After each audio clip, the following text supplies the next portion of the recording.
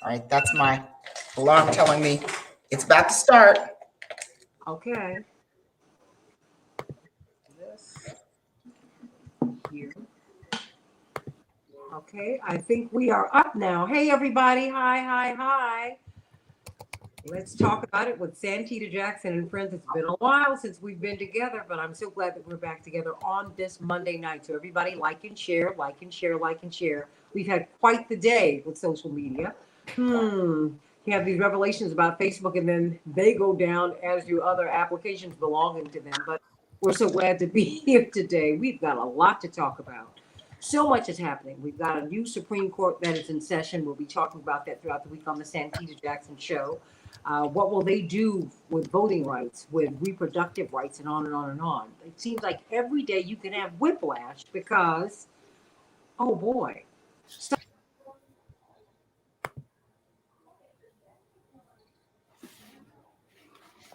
Huh.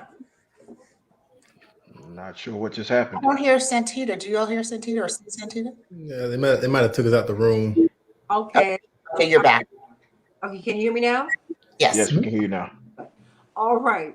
This R. Kelly trial has been decades in the making. Many people have heard whispers, there were discussions, but somehow or another, everything came together. The stars aligned, if you will. Not only tried, but he was convicted this time. What was he convicted of? And what are the other trials going forward? What was different this time? Was it Me Too? Was it the evidence? What? We've got a lot to talk about, a lot to unpack here. And so I enlisted a friend of our show, not just a friend of our show, family member. I think she might have been my first guest on the Santita Jackson Show. The immediate past president of the National Bar Association, attorney C.K. Hoffler, who's also the chair of the board of Rainbow Push. She said, I'm going to pull together a group of lawyers. It turns out they have been involved in this case. And of course, this case comes out of Atlanta. And so we are going to see what's going to happen with these other trials that happen in other parts of the United States. But I cannot wait to hear what these esteemed attorneys have to say, Attorney C.K. Hoffler. I mean, you have pulled together what a tremendous you've gotten. Gerald Griggs, who's the Atlanta Civil Rights, who is the leader in the Georgia NAACP. We all love the NAACP. I urge everybody to become a lifetime member because this organization has stood for us for more than a century, and we love the NAACP. You have represented several of Mr. Kelly's victims. Really am anxious to hear your story. We've got Maria Banjo, attorney Maria Banjo, who is also a political strategist, and she's a former prosecutor of sex crimes. Really want to hear what you got to say, but she's also a criminal defense attorney. So she sees this globally, if you will. And attorney Keith Lamar, our former president of the National Black Prosecutors. Yikes! I'm surrounded by prosecutors today, and we're going to have Dwight McKee, noted sociologist, he is lovingly known as Dr. D, brilliant sociologist and founding member of the National Action Network, Operation Push, and on and on and on. So let us begin with you, C.K. Hoffler. What is the significance of this case? Why did you think that it was worthy of discussion? And hello, Maria. Hello, Andre. Hi, everybody. Like to share, got our people coming back. CK, why is this case significant? Well, good evening, Santita and friends and to our distinguished panel. This case is significant because it involves probably, arguably, one of the most talented R&B artists that this country's ever seen, R. Kelly. People refer to him as R. Kelly. And it also involves some exceptionally heinous crimes, sex crimes, that he allegedly, and now he's been convicted, of committing against many young people who did not have the ability to consent, who then grew up, and certainly there were some adults that have made allegations as well, but he's been convicted on RICO charges. We hear about RICO on cases like Al Capone. We know that Al Capone and other criminals were convicted on RICO charges, racketeering. And sometimes people associate that with income tax evasion, with criminals who have killed people, mobsters all over the country and indeed the world. But here In New York, in federal court in Brooklyn, R. Kelly was convicted of RICO and other counts. And so it's very, very significant. It's a painful but day of victory for victims of sexual abuse, of sex crimes. It's very painful to our community because R. Kelly is, as I said, one of the greatest, most dynamic artists of all times. But it's also a day of victory for, as I said, those victims and those people who are voiceless, who couldn't come forward, and those who have suffered for years and decades due to sex crimes. So, Santita, because we have an extraordinary panel, Gerald Griggs actually currently represents some of the victims of R. Kelly. I thought that he could set the table for us from a legal standpoint, Absolutely. because I think that there are legal issues, there are societal issues, there are moral issues, there are religious issues, there are community issues, all tied in this case and in this verdict. Attorney Griggs. Yes, and so again, thank you for having us on the platform to have this robust conversation about the United States versus Robert Kelly, both cases, as well as Illinois versus Robert Kelly and Minnesota versus Robert Kelly. And how we got here was about 25, almost 30 years of predation that have been alleged against Mr. Kelly. So basically, there have been women coming forward for almost 25 years, making allegations going all the way back to Tiffany Hawkins and so many others. And so how we got to this particular point was Mr. Kelly had a trial in 2008 that led into 2009 where he was acquitted of child pornography. And there was a new group of survivors that came forward around 2016, 2017, which included the Savage family. And that's how I got involved in this case. The Savage family contacted me after having a press conference where they alleged that Mr. Kelly was running a sex cult, including their daughter, Joycelyn Savage. They believed that several felonies were occurring at the Johns Creek house here in Fulton County, Georgia, and they engaged my firm to get to the bottom of what was happening. From that point, we were engaged with so many others that came forward to my investigators, and we told how they could begin to report this illicit behavior.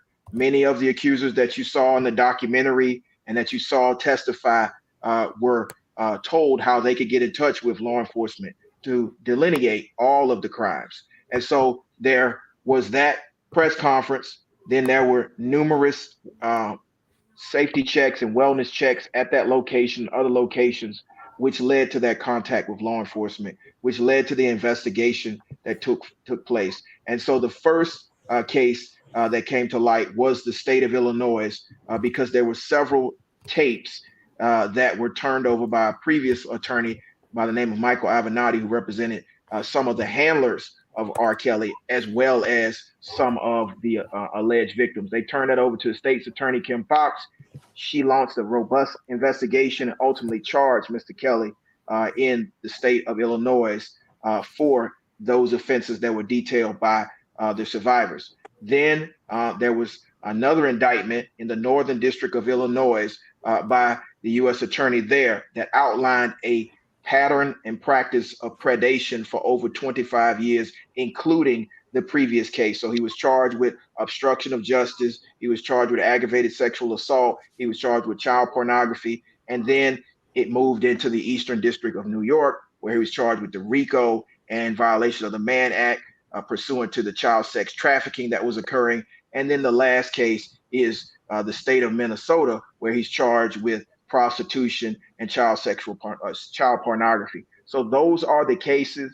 There are well over 30 survivors, 11 of which testified in the Eastern District of New York. The others are planning on testifying in other capacities in the other cases. And we ultimately got to a point after 4.5 weeks of trial where the jury made a decision. And we believe that decision was the rightful decision, that Mr. Kelly was convicted of 9 counts. And now he's awaiting sentencing in May of 2022 for that conviction. But the reason we got to this point was the strength and fortitude of the survivors, the strength and fortitude of the activists who have been detailing this predatory behavior for the last 25 years, the strength and fortitude of independent reporters like Jim DeRogatis, who's been outlining this since the very first survivor, Tiffany Hawkins, until this point today. And so it's because of the work of the Mute R. Kelly campaign, because of the work of lawyers, because of the work of Black women who were activists, and of course, because of this intestinal fortitude and strength of the survivors to come forward that we got to this point. What is RICO? Because as CK said, I mean, I'm not a lawyer. I'm surrounded by you lawyers tonight, which is a great thing. I can get some information from you.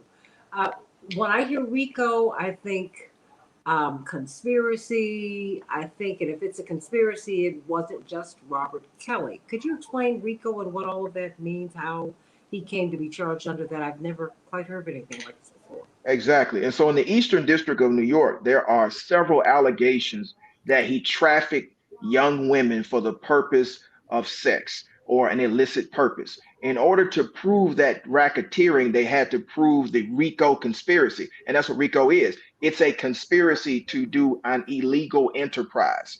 The enterprise here was the trafficking of young women and girls and boys for the purpose of sex. And so they proved that he had an enterprise, his musical career, his entertainment, his touring, his business, Robert S. Kelly Enterprises was the enterprise for which he facilitated the trafficking of young women.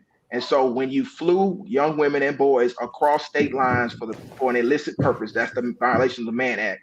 There's an allegation that he used that criminal enterprise, which he was the mastermind to accomplish that. And so many people are saying, well, how can he be a criminal enterprise by himself? They never alleged he was a criminal enterprise by himself.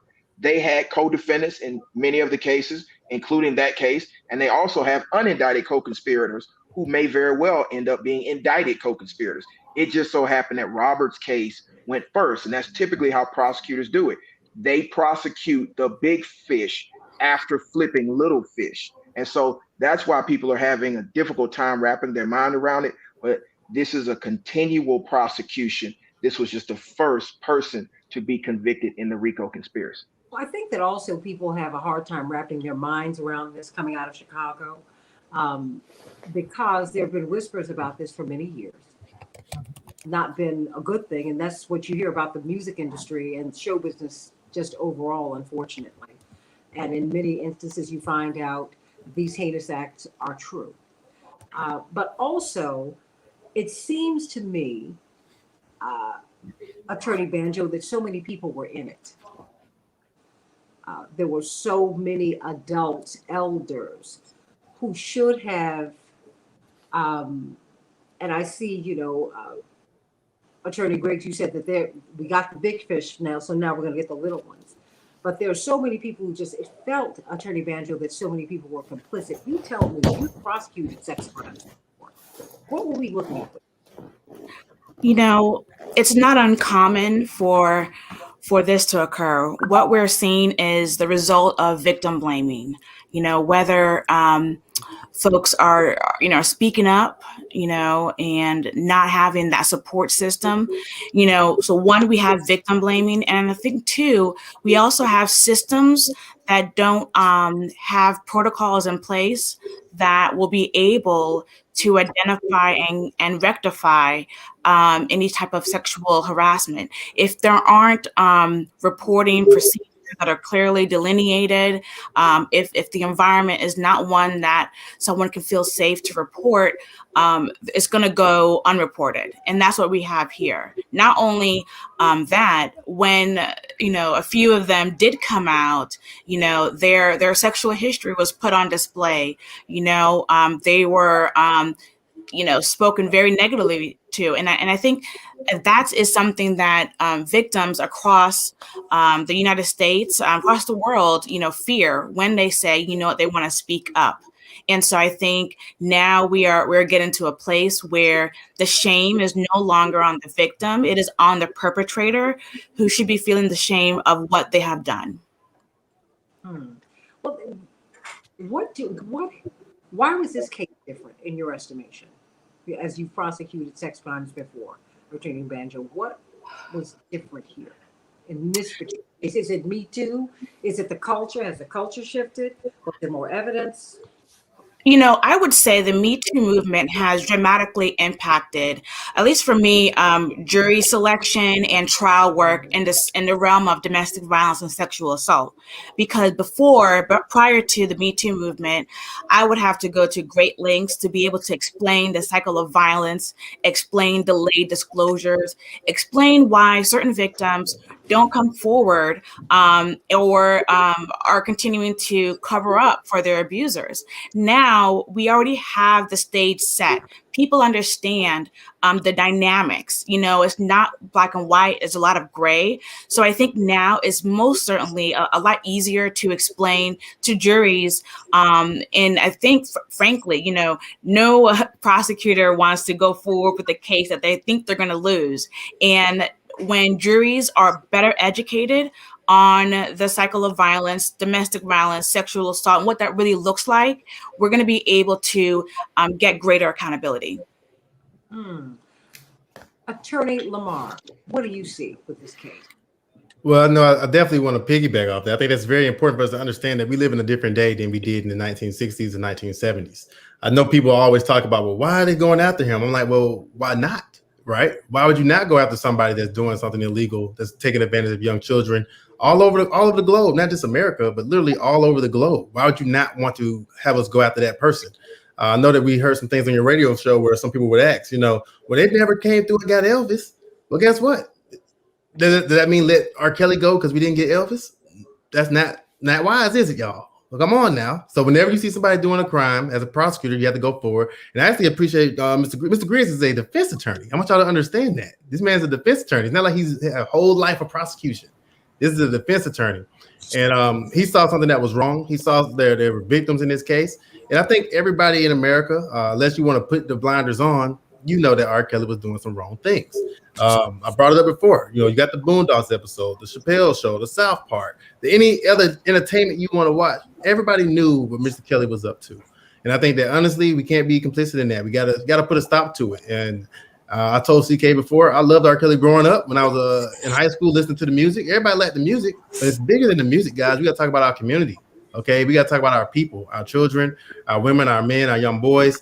We can't just fall into the same old system we always fall into. So now that we're doing the right thing, I'm with it. I think that's a great decision by the New York court, and I can't wait to see what goes on in Illinois. We got Dwight McKee, founding member of Operation Push of the National Action Network, noted sociologist, and he's been a record producer. He's someone who helped to put on expos, and it's very interesting what's happening here because we see it's a local story that's become a global story. Attorneys Hoffler and Griggs and Banjo and Lamar. But R. Kelly belongs to everybody. And I think that's part of the reason that everybody is so profoundly impacted by this, because it's really hard to see an icon fall, but it's very, very hard to see people abused. And but also I think that one of the things that you all heard when you were on the show last week, there's always a concern, particularly in marginalized communities, Black communities in particular, the unevenly applied system of justice, right? I mean, because we never even heard that Jeffrey Epstein was going to be brought up on RICO charges. And in fact, he was told, a man who became a cabinet member was told not to touch Jeffrey Epstein because he was a very highly placed man in the intelligence community. There's so many moving parts here. Dwight McKee, what are you hearing people say about this particular case? A lot of people have had a lot to say. What do you think? Well, the answer to unequal justice is not no justice. It's at least justice. And so an R. Kelly case is one of the few situations where Black women was able to get their just due. And even though, and I understand people's position, that they never got Elvis and they never got John Lee Lewis and they never got Epstein, it does not justify us giving R. Kelly a bye, because what he did was despicable. And the sad part is he's been doing it such a long time. I'm just not violated by what Art Fletcher did, what R. Kelly did. I'm violated by the culture which creates the kind of atmosphere and the kind of desperation, the kind of appetite where these young girls feel like they have to be involved in these kind of seductive situations in order to have a break. You know, we grew up where singers sang. Gladys Knight was there because she said it didn't matter what she wore, she sang. Aretha sang. Or Mahalia Jackson sang, and you became a star based on your talent. Now they've created an atmosphere where you become a star based on your looks and your breast size and your behind size. And it's created an incentive for these young girls to grow up prematurely and really in some ways to put themselves in harm's way. And it also creates an incentive for the parents to put them in that environment because they see it as a way to start them and to finance and the independence. And so I think that we have to re-examine our own values and those things that we support. And I blame all of us because it was our support of R. Kelly and his decadence which helped contribute to that atmosphere, which kept drawing those women. It became a point of gravity for all these young girls and all these families around the country. And it also exists now with other artists. It's not just an R. Kelly phenomenon. It is the culture of entertainment today. What will happen, Attorney Griggs, with the unindicted conspirators and with the little fish, if you will, that you talked about? Because that's one of the things that we've seen. There were so many people, sadly, in this, and I'm eager to see responsibility shared because it's a culture, Attorney Griggs. Yeah, and Attorney Banjo. And, It's a culture that is, and Attorney Hoffler, that has created this. And that is what is, because think about it. We no longer have, you remember when I used to read the encyclopedia as a little girl, the pages in the House of Representatives and the U.S. Senate. And I'd read that, these were the top students in the United States, because I used to really believe all the myths, right? And you put on your white shirt and your blue skirt and your loafers and your socks and you were going to be doing. My mother said, absolutely not. I was like, Mother, this could be so wonderful. She said, absolutely not. Because she knew there was a lot of mischief, right? Because where there's power, where there's money, sadly, there is mischief. Attorney Griggs, what do we do? yeah. And so there are 3 that are already charged with Mr. Kelly. There are 2 others that have been charged independently for their acts of attempts to conceal things and threats to many other survivors. But that's a question better asked to the prosecutors in this case. And I thank Mr. Lamar earlier for mentioning that I'm a criminal defense attorney. I got involved because families were not getting the ear of law enforcement. They were not getting the ear of prosecutors. And so I think that, even though there was a culture around Mr. Kelly, there was a culture within law enforcement that was turning a blind eye to all of this. And so, when you have a group of lawyers who are now coming of age, and I can't speak for the lawyers of the past. I can't speak for the lawyers that were around when Elvis was around. I can't speak for the lawyers that were around when Jerry Lee Lewis was around. But I can speak for the lawyers that are around when Mr. Kelly's predation continued for all those years. And let's be clear, Mr. Epstein was charged with child sex trafficking, and he chose to take the easy way out. Mr. Weinstein was charged and convicted in one case and is still sitting and waiting on another case. We are in an era of accountability because a generation has grown up and said we're not going to allow it anymore. So the ultimate question now is that now that prosecutors have seen a pathway to achieve justice and listen to the voices of African American men and women that are demanding justice, we have to demand that. And so, I hear the calls from other communities. I'm not concerned about other communities right now. What I was concerned about is the voices of African American females who had been brutalized. And we have to be clear of what Mr. Kelly was convicted of. For 4.5 weeks, a jury listened to the most excruciatingly disgusting evidence and they convicted him within 9 hours. 4.5 weeks only took them 9 hours. That shows you how hard that evidence was to listen to. And his defense team put up absolutely no defense. They did victim shaming, they did parent blaming, they did everything but accept accountability for what their client had done.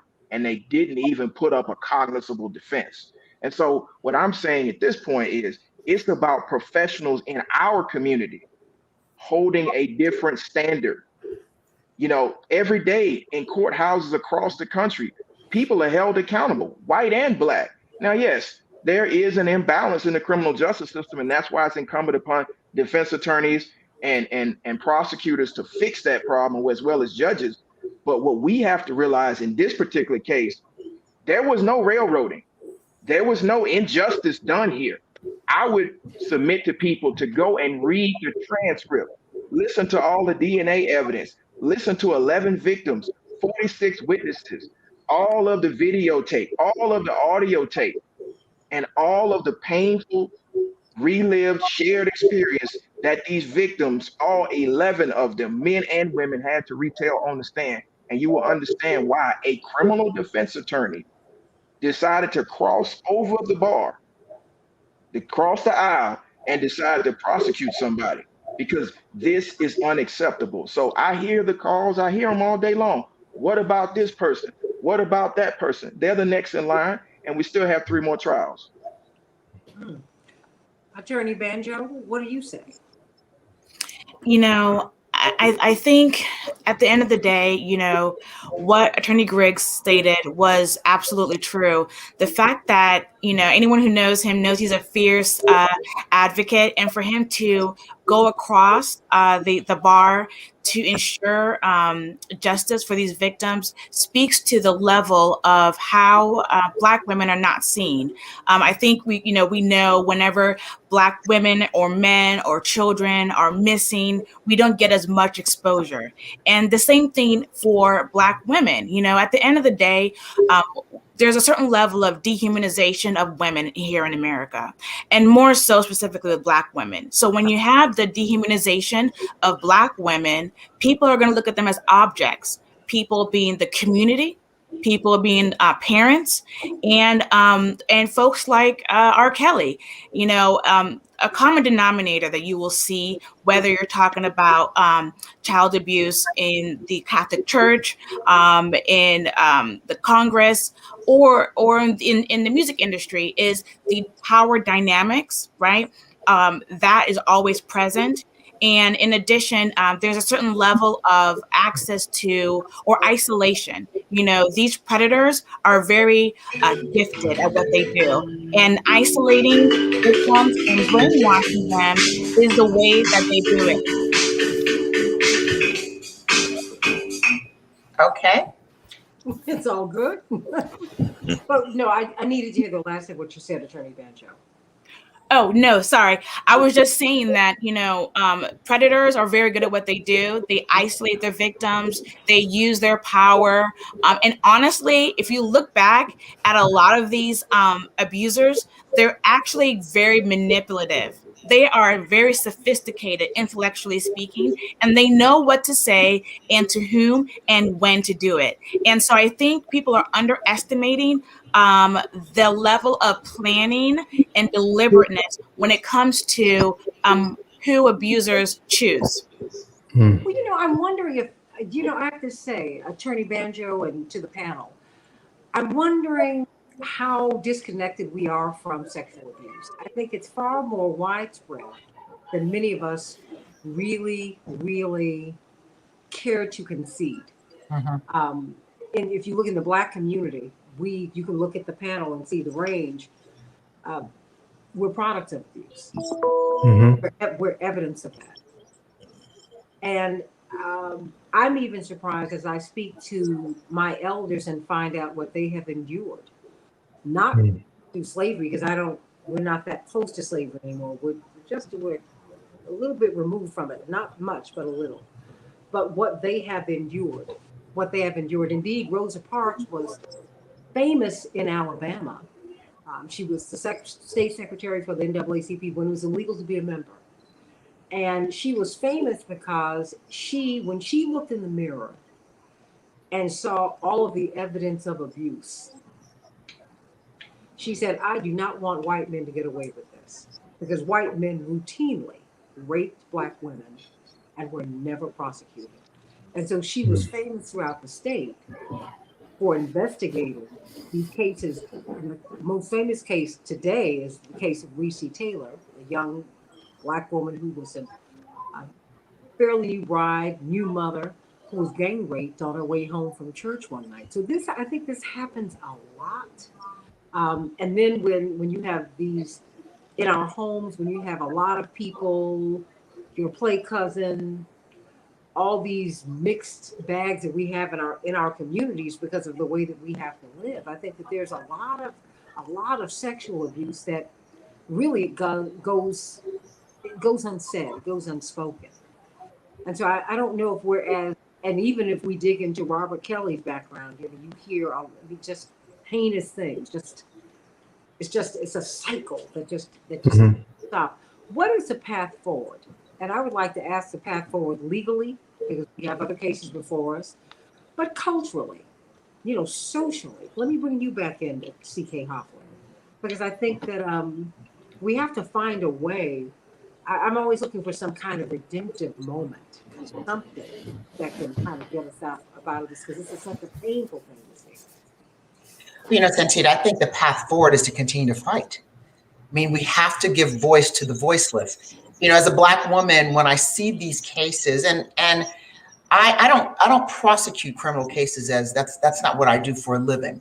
I've been involved in some criminal cases, but that's not what I do. That's not where I make a living.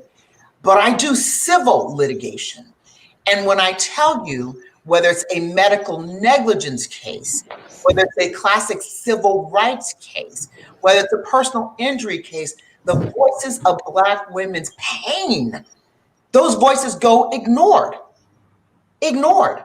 A Black woman can be, or a Black and brown woman can be in labor, go to labor and delivery to some hospitals and be completely ignored at a time when a woman is closest to death and can die because her voice is ignored.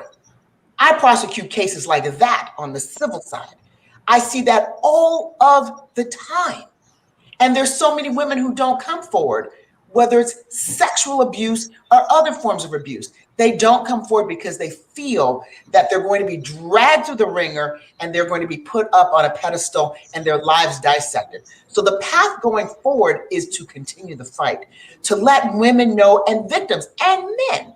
In the R. Kelly case, I think something that was really different for those jurors to see, and the world didn't really know this. They thought that R. Kelly just victimized young women. They think of Aaliyah. They think of all these young women who are 15, 14, 16, not of an age to consent in most jurisdictions, but they didn't know that there were young boys as well. And I think what distinguished this trial, which is the question that you asked earlier, Santita, was that they actually heard audio and saw video. They didn't hear from R. Kelly himself during the trial. He chose to not testify, which is his right. But they did see video and they did hear audio, and it was probably painful for them to see. That evidence was critical. So going forward for victims, that they should have the courage to speak out. For prosecutors who previously just didn't want to deal with sex crimes, and where you had prosecutors who were spinning their wheels because they didn't have the structure or the office supporting sex crimes, maybe now it will be different. So the voices of these women, these voiceless women, will be heard, because that's the only way, Santita, going forward, that you can bring about change. Also, parents. There's a big narrative here for parents who have pushed their daughters and their sons in this life that you described, to believe that the only way to success is to go through an R. Kelly. How would you take your 14, 13, 15-year-old child and leave her or him alone with R. Kelly, knowing what we knew in our community for decades about his proclivities, about his behavior, his conduct, whether it was accepted in the industry or not? We knew in our community what he was doing. We knew it was wrong. So parents now maybe will think twice. Aunties, uncles, grandmothers, all of those people in the ring, his handlers, need to think twice. Not just the R. Kelly handlers, there are handlers in the entertainment industry that are part of this racket, this enterprise all over the country and the world. They will think twice because now R. Kelly's case represents accountability on all levels. So I think, Santita, that's the path going forward. That's what we need to talk about. We need to protect our young girls and young boys who are encountering this every single day simply because they have talent. They shouldn't have to lay down with predators who engage in heinous acts of sexual abuse just to be noticed for their talent and skill. Attorney Lamar, is this a game changer? Because this happens to children all the time. But I'm sure that because it's an intimate crime. It's so intimate, and you're getting people when they're just beginning to understand their bodies. They're just so much that they're just beginning to understand. Do you think that this will make it easier for young people to come forward with their stories? Well, I guess I want to answer it in two different ways. As far as making it easier for young people to come forward, I think it should. I mean, this is the whole world was watching this. Everybody knows who Mr. Kelly is. We was all watching the trial to figure out what was going on. Sadly, though, this has been going on in human population forever, and we have to put a stop to it. We have to change our psyche in the way we think about things.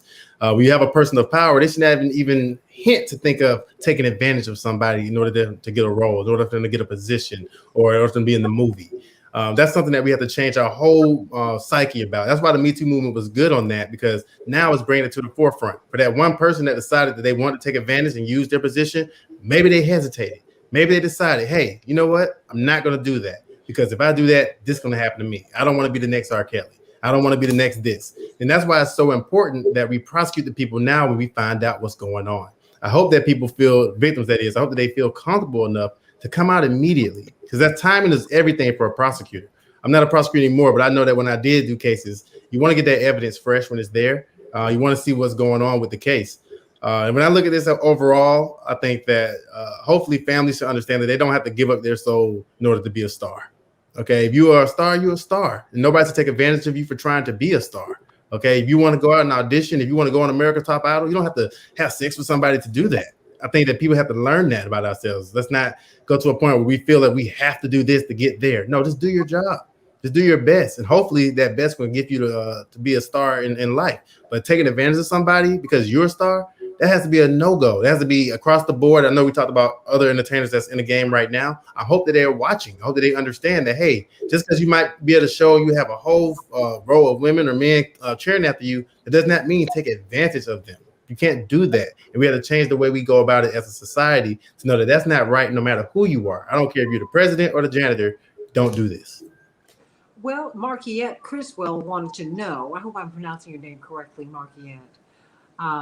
If a child is victimized, that parent should be, it was not a question, it's an affirmative statement. If a child is victimized, that parent should be held accountable. In other circumstances surrounding Mr. Kelly, these other accusations, you saw a lot of parents who brought their children in. And I can't help but think Mr. Lamar and Mr. Griggs and Ms. Banjo and Ms. Hoffler and Dwight McKee about how attacked Richard Williams, Venus and Serena's father, has been, because he was so protective and would not let you. He and his family created a bubble of protection around their family. He took hits for it. Tiger Woods' father, same thing.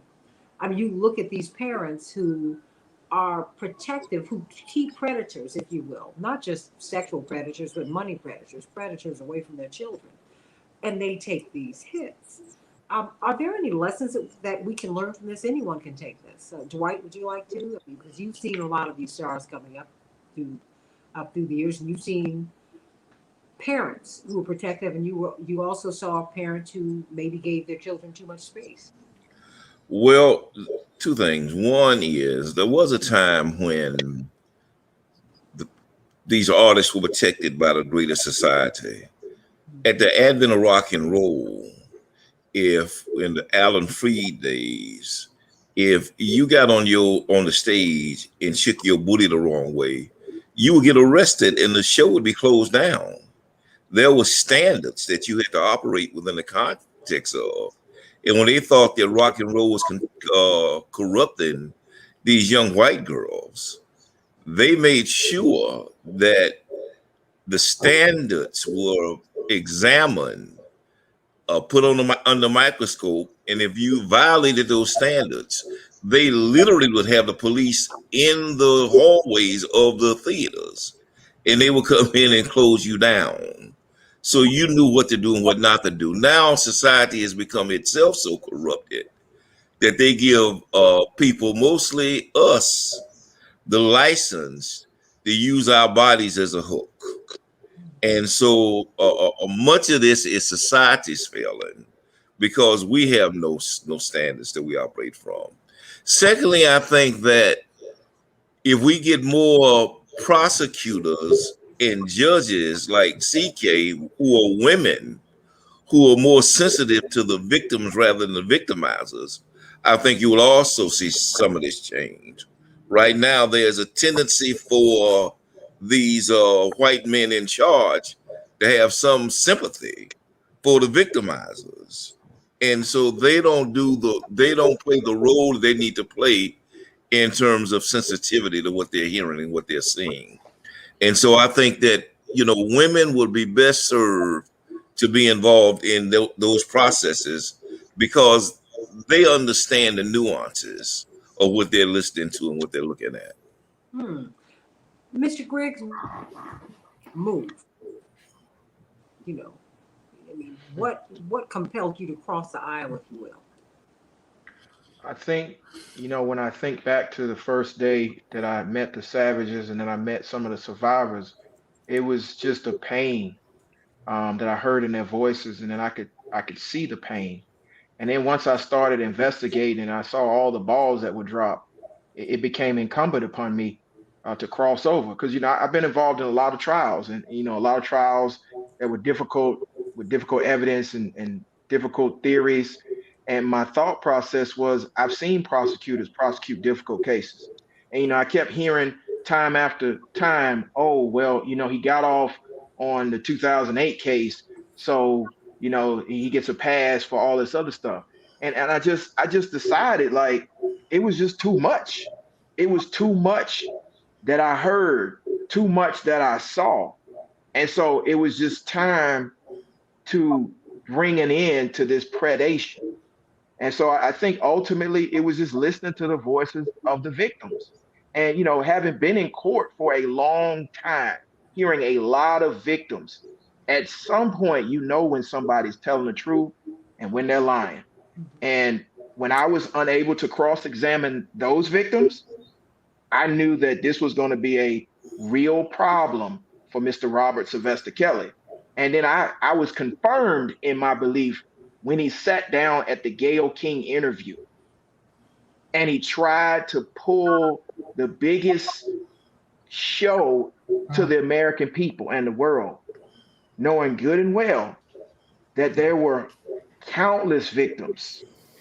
And I got to push back on a narrative that's out here because Mr. Kelly put this narrative out here that the parents sold their children to him.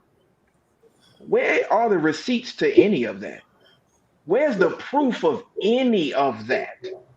It's a deflection to deflect from the predation that was going on. Now, I understand the whispers about certain stars and the whispers about certain families, but there was a whole trial. And my brother and sister of the bar understand what evidence really is. There was a whole trial where he had an opportunity to put a defense up there with evidence and proof, not conjecture, not he say, she say, but real hardcore evidence. There was no evidence of any of that. The only evidence that was out there was that Mr. Robert Sylvester Kelly preyed on young girls and young boys, and that was proven to the highest standard in our law. That's proof beyond a reasonable doubt. So what I need people to understand, because I hear this from a lot of the fans, it's a he say, she say. No, actually, it wasn't a he say, she say. It was a they say, the evidence says, the DNA says, the documents say, the audio tape says, the videotape says, two of his own witnesses said. And so when we talk about this attempt to put the blame on the parents, where's the proof of any of that? Well, let me say this. I would have to say this, and we can. We're going to begin to close this out, but I think I want us to. I don't know. I'm not blaming parents, but giving parents responsibility, absolutely. I don't have children, but I am the child of people who were very, very protective. They accounted for almost every minute of my day, and there were parents who did take. I saw the documentary, would take their child to the studio. I mean, not just a documentary. I mean, just this is the way these folks did this.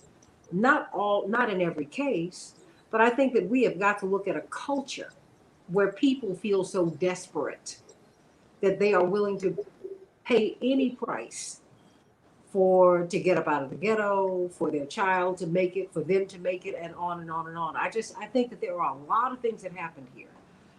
I'm glad to know that people who have been muted, people who've been dismissed, I'm glad that they're no longer dismissed. But I'm hoping that we will look at the whole ecosystem.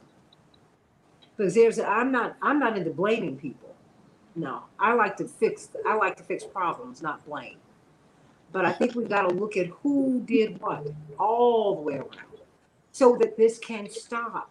Because, Mr. Griggs and Mr. Lamar, Ms. Banjo, CK, Dwight, this happened, RICO, conspiracy. A whole lot of people were in this. I want to know what everybody's role was, what role they played, so this can never happen again. And if I can briefly interject, I just want to throw this out here for people to understand. For R. Kelly, I mean, I did a lot of drug cases as well when I was a prosecutor, right? So there's drug dealers all over this country, but there's some people that actually make the drugs. All right, there's some people that's actually going out and they actually have fields of drugs. Those are the people that we need to stop. You just stopped R. Kelly, who's the one that actually has the field of heroin plants. So yes, it would be helpful to stop every single drug dealer in the city, every single one. But if you can actually stop the supplier, and I would call Mr. Kelly the supplier of these devilish deeds. I want people to realize something real quick. I know we don't have a lot of time, but the Pied Piper, he called himself the Pied Piper. Do y'all know who the Pied Piper is? All right, he's making a joke, a mockery out of us all. Okay, the Pied Piper stole 130 kids, took them away, they disappeared. And he wanted to call himself the Pied Piper? That's a problem, ladies and gentlemen. When we have, think about these artists and the names that they come up with. Please do your history, okay? If I know that I just came off a case in 2008 for allegedly doing sexual misconduct, why would I come back out immediately and call myself the Pied Piper, unless I think it's a joke? People should be offended, upset, angry at this man. Angry, because that's just playing games with us. You don't want to do that.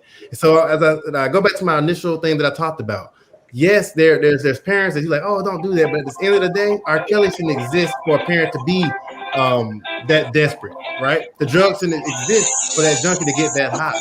So don't put it out there. It shouldn't even exist. So we can cut off the root. If we can cut off the person that's really supplying it, which I think Mr. Kelly was for this particular situation. If you cut off the supplier, all those X factors won't even exist. And if I may, also taking it a step further, instead of putting the burden on women to inject themselves in these spaces to create greater awareness, what we have is whenever we have a movement, whether it's a civil rights movement or what we have here, women's rights movement, you need to have those in power, those with the privilege to stand up and speak out and be an ally, And so when we're looking at all these record labels, who are they? Who are the ones in control? Men, right? So we need to hire more women throughout the industry. That is a step. And until you can get almost half of those who are making the decisions, not, assistants or folks who don't actually have the power to make sure that they're making sure things are done accordingly, you're not going to see much of a difference. I think the music industry, like many other industries, including my profession as a lawyer, is very male dominated. And that's at the end of the day, until we can shift that, we're not going to be able to really make a big impact. And I do think that this burden, again, should also be equally shared to our male counterparts. And again, I do applaud Attorney Gerald Griggs for standing up, because at the end of the day, I'm not sure we'd be here right now, frankly, without the work of him, as well as Dante Carter stepping up and speaking out, being a real ally for this movement. Well, absolutely. And I think it takes someone like Mr. Griggs steps from the other side, and also as a man who steps forward and says, this, our pastor, Reverend Dwight McKee, would always say, when real men stand up, mess sits down. So, look, he would have been close to 100 had he lived a couple more years. So, I gotta take him. He's gonna be with me wherever I go. I want to go around and get some closing thoughts from everyone, and I want to thank you all for giving us this part of your evening, and I hope that we will continue this conversation, because I think it's a necessary conversation for us to have. A lot of people need protecting, and there is something wrong in our ecosystem, and we need to change it. And I think that everybody needs to bear responsibility for that. Attorney Lamar. All right. Well, thank you so much for having me on your show. I really appreciate the time to speak. One thing I do want people to understand is that when people come to you and they're having accusations such as this, don't immediately go to all the other things in the world. I look at some of the comments. It's like there's always going to be an injustice somewhere, unfortunately. But if we're working on trying to fix this injustice where we are, then we're in a step in the right direction. Okay, so we can't just throw our hands up and say, dang, there's people committing crimes all over the place, and not do nothing about it. Because that's really what you're requesting when you say, well, what about this person? What about that person? Well, we got to get to them one day, hopefully. And if you got evidence, send it to us. Now, if we turn our blind eye purposely, then you can say something like that. But when you got somebody under a microscope, and that's the case that we're working on, well, then let's make sure that we do a good job. Okay, make sure that we do a good job on the case we're working on. That's one thing that you have to remember in life. You can't work on everything at the same time, but if you can focus in and do a really good job, that might have a really big impact on multiple cases to come. So right now, we did a wonderful job. Mr. Griggs and the attorneys up in New York did a wonderful job of prosecuting a sexual misconduct case. Wonderful job. Would there be more sexual misconduct cases in the world? Probably, but now we have something to go off of. Now we have something to look at and say, you know what? They can be prosecuted. Because if we did what you're saying doing was focus on somebody else, Mr. Kelly would still be out here doing whatever he wants to do. Okay, so when you get a chance, yo YouTube R. Kelly in Ethiopia telling those young girls to come back to America with him right before the trial started, singing about it. Okay, singing about it. Come on back to Rob with America. That's not cool, guys. So when you sit here, focus on the real issue at hand. If I tell you to tie your shoe, don't tell me what about the green light. Don't do that. All right, we're focusing on Mr. Kelly right here and his inactions. We're focusing on empowering women to come forward that's been a victim of sexual abuse, and that's what we're focused on. And if you want to focus on something else, then you must not be a part of trying to do the right thing, which is literally force people who empower to use their power correctly and do the right thing by other people. That's all we're asking. Just do the right thing. Attorney Maria Banjo. Yes, one thing I usually say in the closing arguments for cases like this, where folks always say, oh, it's only hearsay. Where is all the evidence? I tell them, crimes against women and children is not a spectator sport, and Mr. R. Kelly was so confident in what he was doing and bold, he recorded it himself. Usually, when folks are committing crimes, they are not recording the evidence. And so I think people need to re-examine what they are expecting as far as evidence for cases like this. Again, it is not a spectator sport. perpetrators will isolate victims and do it and behind closed doors where no witnesses are. Literally, that is how they do it. And when people keep saying, where is the evidence? Where is the video? I think it's an unrealistic expectations and demonstrate the, we still have a room to educate folks on what they can expect as far as evidence is concerned for cases like this. And thank you again for having me. Oh, look, I can't wait to have you back. And it's really been a pleasure being with all of you today. Dwight McKee. We have to take the reward out of debauchery. Is that it's our kids who are buying this music. It's our kids that are listening to these videos. Do we know what kind of music our kids are listening to? Do we know what kind of music that our kids are downloading? No, because we're removed from the process. When I grew up, there were certain songs we couldn't listen to, and we couldn't even listen to secular music on Sundays. That was a day for gospel. Our parents censored us. We don't have that relationship with our children. Our children run amok, and they feed into them all of these predatory images, and there's a reward in this for these artists, and so that's part of what creates the culture. And the people who do this are not part of our community. They get all of the benefits. They reap all the rewards. Our kids become the victims of it all, and we on the sideline scratching our heads saying, I wonder what happened. Well, what happened is we wasn't involved. What happened is our kids were living an independent life from us, and we didn't know what kind of music they was listening to. And we didn't know that there was this level of debauchery. So part of this responsibility is on us. And even though I'm glad that there are Kellys and the rest of these guys are going to jail, it really is our fault that it got this far. Attorney Griggs.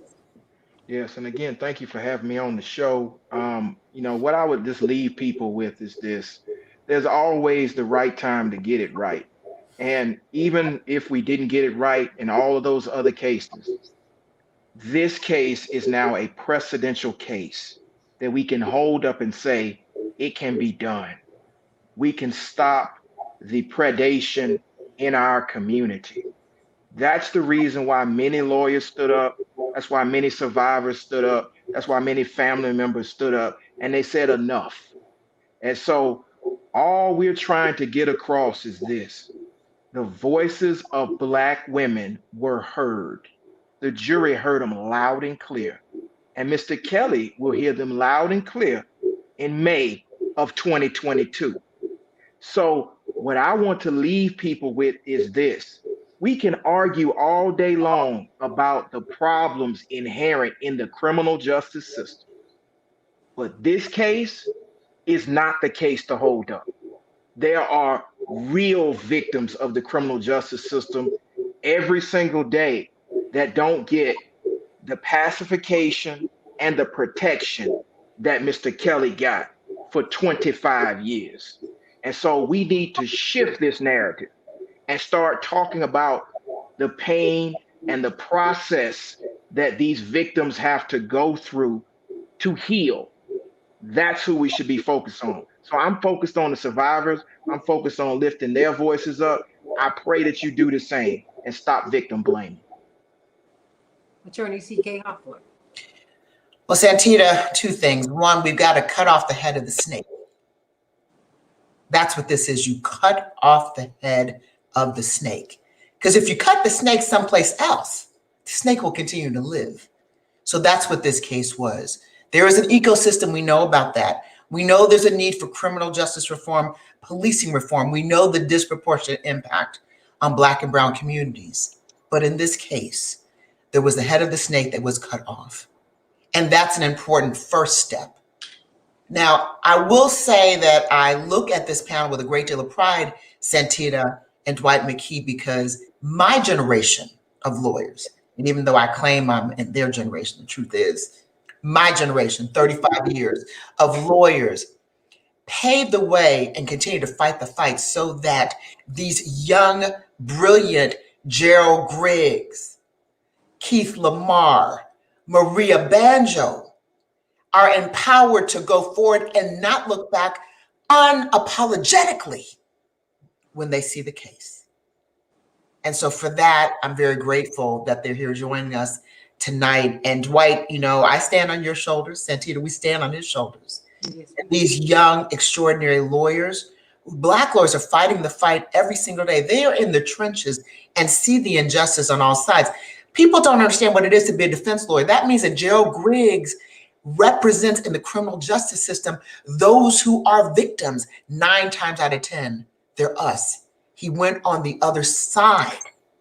When I say victims of police brutality, he defends them. He defends people being wrongfully accused. He went on the other side because it was just that important to have the voices of Black women and young Black men heard. That's an important narrative. That's a very important narrative. Well, you know what? I hope that we shed some light in this particular case tonight. We've heard a lot of heat, and you know, I think that we need to continue to talk, because while this is a legal issue, it's also a cultural issue, it's a social issue, it's a political issue. It touches every aspect of our lives. And I think that as African Americans, or any marginalized community, whenever you are vulnerable, I've spoken with some friends of mine whose grandparents survived the Holocaust, and people had to do what they had to do to survive. It's a very, very painful thing to see, but this is what people do to each other. We diminish each other all the time. We don't affirm each other. So we don't create environments. We don't create safe spaces in which people feel that they can disclose when they've been violated. And the best way to stop violation is to stop it. It is to stop. But I think that we need to examine, I think we need to dig down deep in this case and look at all of the people who are responsible. I don't believe in victim blaming and victim shaming. And as a matter of fact, I don't believe in victims. I think we need to become victors, because we should learn from everything that God allows us to survive and endure and become better. And not only become better ourselves, I think we have an obligation to make the society better. That having been said, we've got to create a society in which, as you correctly note, Dwight, where when we were growing up in Chicago, I tell you, it was shocking to me to go to Howard University in Washington, D.C., and to hear secular music played beyond 12 midnight on Saturday. Because growing up in Chicago, even into the 80s, 1201, you didn't hear secular music on Black radio until after midnight on Monday morning. Is that right? Is that not right, Dwight? You had to wait till Father Cobb's midnight service was over before you got to that. Maybe we don't have to go all the way back there, but we need to go back somewhere, because there's something rotten in Denmark, and we have got to heal our land. We've got to heal our land. I think one of the upsides of this case, and there are some, giving people a voice, but helping people to understand, for helping us to understand where we need healing, where we need to get well in our own community, where we all need to get well. Where we see people abuse power all the time. And it needs to stop. It really needs to stop. And we need to figure out just what's going on in our homes. There's a lot happening here. There's a lot happening. Everybody, I want to thank you for being with us tonight. Attorney Griggs, thank you for your service. May God continue to bless you. Fighter, I see it. I'm not mad at you. It's positioned right over your head like a halo. I love it. Attorney Lamar, thank you. And thank you all for the work that you do in the civil rights space. We need you so desperately. And I want to urge everyone to get your membership with NAACP and with the National Action Network and with the Rainbow, of which CK is the chair of the board. And I want to thank Ms. Banjo, Attorney Banjo, for coming. But we've got a lot of fights, a lot of fronts, and we need to go on and get in there. So I want to thank you for all the work that all of you are doing. I hope that you will come back to the show. We have a lot to discuss. We have a lot of issues. As you well know, the Supreme Court went back in session, and so we're going to have to talk about voting rights, reproductive rights, affirmative action. This court is going to take on everything, and that is in the NAACP wheelhouse.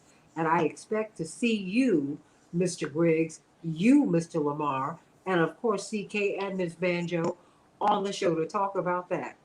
Because if Clarence Thomas is speaking, as he did in court, it's going to be a tough time.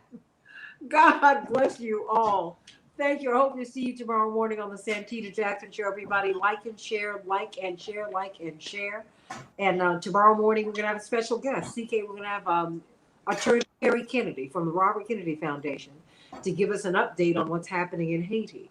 As you know, the Robert Kennedy Foundation has been very, very active. Those 14,000 plus people went somewhere. They didn't just evacuate thin air. We want to find out what happened. We also want to talk about this continued fight about the $3.5 trillion of personal infrastructure that Americans need and the $1 trillion of physical infrastructure that we need. It's really about 20 plus trillion, but we'll take what we can get right now. And we will be talking about the Pandora Papers. What are the Pandora Papers? We're finding that America is now washing money for many of the wealthiest politicians in the world. You've got poor countries and wealthy elected officials. How does that work? We'll talk about that tomorrow. Why is it that some of the poorest countries produce some of the wealthiest heads of state? Well, we're going to talk about that tomorrow. And, of course, get some good news from Pastor Stephen Thurston. I love you, everybody. God bless my panel. Thank you all. Thank you, Chapearl and Marnie, for producing this and making this right. Love you all, everybody. Have a good one. Bye-bye.